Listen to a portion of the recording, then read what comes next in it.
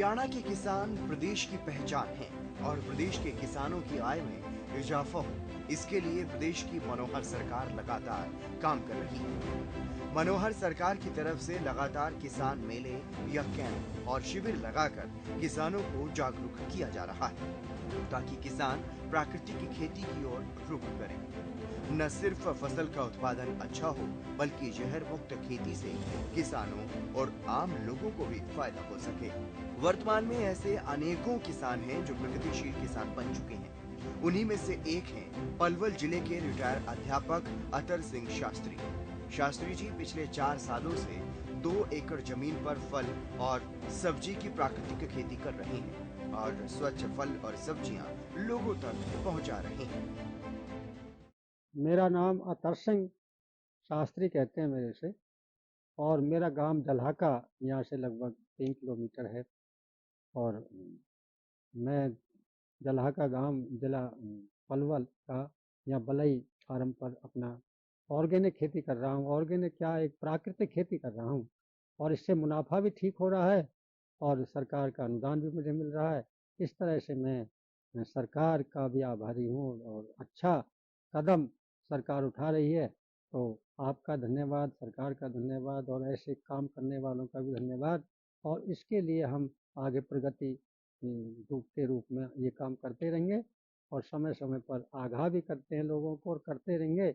अच्छा काम करना हमारा संकल्प है, जीवन का अच्छा ही करना है और सबकी शुभकामना करनी है इस तरह से।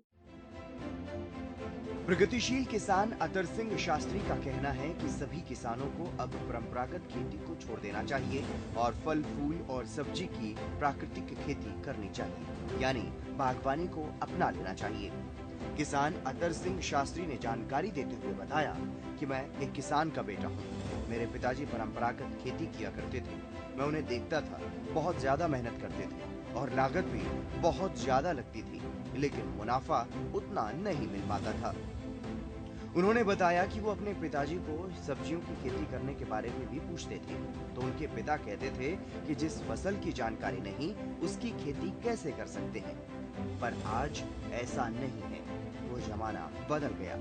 आज हरियाणा की मनोहर सरकार किसानों को जागरूक करने के लिए शिविरों का आयोजन कर रही है, कैंप लगाए जा रहे हैं, किसान मेले लगाए जा रहे हैं ताकि किसान जागरूक हों। और प्रगतिशील किसान अतर सिंह ने ये भी जानकारी दी, ये भी बताया कि वो पिछले 4 साल से प्राकृतिक खेती कर रहे हैं। 4 साल पहले ही वो रिटायर हुए थे, तभी से फल और सब्जियों की प्राकृतिक खेती करके लोगों तक स्वच्छ फल और सब्जियां पहुंचा रहे हैं।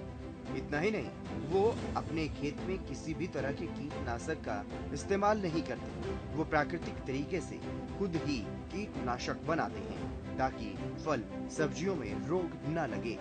इसके लिए प्राकृतिक कीटनाशक का ही छिड़काव फसलों पर किया जाता है और खाद भी खुद ही प्राकृतिक तरीके से बनाते हैं। इतना ही नहीं, शास्त्री जी देसी गाय भी पालते हैं। प्रगतिशील किसान अतर सिंह शास्त्री ने खुद बताया कि वो किस तरह से खेती करते हैं और सरकार से उन्हें कैसे मदद मिल रही है। उन्होंने सरकार का इसके लिए धन्यवाद भी किया है। मैं एक रिटायर्ड शिक्षक जो दिल्ली सरकार में, जो मैं एक लेक्चरर के रूप में, संस्कृत लेक्चरर के रूप में रहा हूँ। और मेरा ये रुझान जो है बागवानी का, बागवानी ही करनी है मुझे रिटायरमेंट के बाद, तो बहुत पहले से ही मेरे जहन में आया और मैंने ये बागवानी अपनी जो है ना रिटायरमेंट के बाद शुरू की। तो मुझे आपने जो प्रश्न किया है कि कितने समय से आप खेती कर रहे हो, तो मैं पिछले 4 साल से ये बागवानी की खेती कर रहा हूँ और उसके साथ साथ मैं जो है सब्जियों की खेती भी करता हूँ। अब मैंने 4 साल पहले 100 पौधे अमरूद के लगाए हुए और 60-65 पौधे मेरे पास बेरी है, जिसमें 2 तरह के बेर हैं, गोला बेर भी हैं और दूसरे एप्पल बेर भी हैं। और मेरे पास मौसमी और किन्नू के पौधे भी हैं लगभग 50। और मेरे पास ये जो चीकू है, चीकू के भी 50 पौधे। इस तरह से मैंने जो भी काम किया है ऑर्गेनिक क्या, नेचुरल फार्मिंग का किया है, प्राकृतिक खेती के। क्योंकि आज हमारी भारत धरती माता और धरती माता को बचाने के साथ साथ भारत माता, उनके सपूत, उनके जो है ना, जो जनरेशन है आगे आने वाली पीढ़ी, और बीमारियों से बचाव कैसे हो, तो रासायनिक खेती को हमें छोड़ के और ये प्राकृतिक खेती की तरफ आना पड़ेगा। इसमें मैंने जो है ना जीवामृत के साथ में खेती करता हूँ। गऊ है मेरे पास देसी, और उसका गोमूत्र और गोबर, और इधर दूसरा जैसे कि उसमें एक वो भी डालते हैं, बेसन वगैरह भी दालों का, और बेसन के साथ साथ गुड़ भी होता है। और इस तरह से मैं जो है ना जीवामृत के खाद के रूप में देता हूँ अपने पौधों को। और सब्जियों में जैसे बैंगन का मुझे बड़ा अच्छा लगा, लेकिन बैंगन को कीटों से बचाने का एक चुनौती है, वो भी मैं कीटनाशक दवाई बनाता हूँ और सफल रहा। और मैं आगे किसानों को भी इस बारे में बताऊंगा, जागरूक करूंगा, क्योंकि पेस्टिसाइड जो होती है उस पर बहुत ज़्यादा खर्च होता है किसानों, तो किसान भाई इतना खर्च करते हैं और उसमें फिर भी उसका साइड इफेक्ट भी होता है जो स्वास्थ्य के लिए जो है ना हानिकारक है। तो मैं किसान भाइयों से कहता भी हूँ कि भैया ये जो है ना कीटनाशक दवाइयाँ आप अपनी बना सकते हो। कम से कम 10-12 तरह के जो अ, पेड़ों के पत्ते हैं, मैं उनको इकट्ठा करता हूँ बराबर मात्रा में लगभग, और उनको गलाता हूँ, सड़ाता हूँ। कम से कम 15 दिन में वो तैयार हो जाता है। मिर्ची डालता हूँ उसमें, तो वो कैसा भी कीट हो या फंगस वगैरह लग जाती है, चेपा वगैरह लगता है। और मैं तो ये कहता हूँ कि वो जो केवल सब्जियों की नहीं, चाहे आप धान में भी लगा सकते हो, वो दूसरी फसलों में भी, लेकिन मैं धान और दूसरी खेती को प्रेफर नहीं करता, प्राथमिकता नहीं देता। मैं तो केवल सब्जी और फल को प्राथमिकता दे रहा हूँ। और इस बारे में मुझे जो सुकून मिल रहा है, और देखो सरकार भी अगर हम काम करते हैं तो वो भी अनुदान देती है, मैं मानता हूँ। अभी आपने देखा सोलर पैनल है मेरा, सोलर पैनल में मुझे 75% की सब्सिडी सरकार ने दी है, केवल 25% मेरे से लिया है। और कितना अच्छा पानी दे रहा है सोलर पंप मेरा। तो सरकार का भी मैं धन्यवाद करता हूँ कि जो काम करने वाले किसान है वास्तव में उनको फायदा हो रहा है।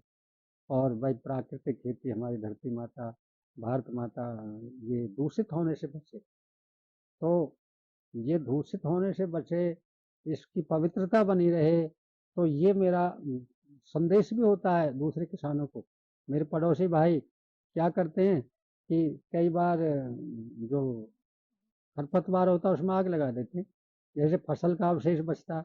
लेकिन मैं उनसे बड़ा नाराज होता हूँ और कहता हूँ भैया ये आप जलाते क्यों, ये तो खाद है, और इसी से उर्वरा बनती है हमारी धरती माता। ये बहुत बड़ा खाद होता है। मैंने गड्ढा खोदा हुआ है, और जितना भी मेरे पास घास फूस होता है खेत में, खरपतवार, मैं उसमें डाल देता हूँ और खाद के रूप में उसका उपयोग करता हूँ। और ज़मीन मेरी बड़ी अच्छी बन गई है, पहले कुछ थोड़ी हल्की थी, अब उसी खाद से अच्छी बन गई है और बड़ी अच्छी फसल पैदा होती है। तो मैं संदेश देना चाहूँगा अपने भाइयों को भी, किसानों को भी, कि बीमारियों से बचें, अपनी धरती माता को बचाएं। आप जब धरती पुत्र हैं तो क्यों ना अच्छा करें। अच्छा करने के लिए प्राकृतिक खेती, जैविक खेती, जैविक खेती से प्राकृतिक खेती, जिसमें खर्च कुछ नहीं, लेकिन थोड़ी मेहनत तो करनी पड़ेगी।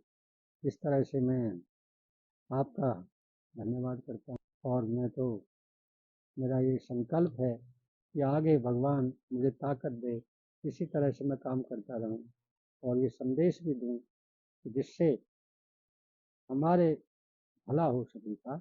इस तरह से सर्वे भवन्तु सुखिनः, सर्वे सन्तु निरामया, सर्वे भद्राणि पश्यन्तु मा कश्चित् दुःखम्। सभी सुखी रहें, निरोग रहें, और किसी को कोई दुख का भागी न दे दें। इस शब्दों के साथ आपका बहुत बहुत धन्यवाद। सरकार की तरफ से ऐसे प्रगतिशील किसानों को समय समय पर अनुदान भी दिया जाता है और सम्मानित भी किया जाता है, ताकि किसानों को प्रोत्साहन मिले और फसल की देखभाल के लिए आर्थिक मदद भी।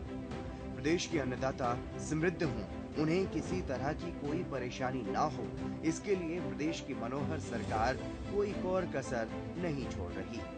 इसी का परिणाम है कि अनेकों किसान जागरूक हो रहे हैं और पारंपरिक खेती को छोड़कर प्राकृतिक खेती को अपना रहे हैं।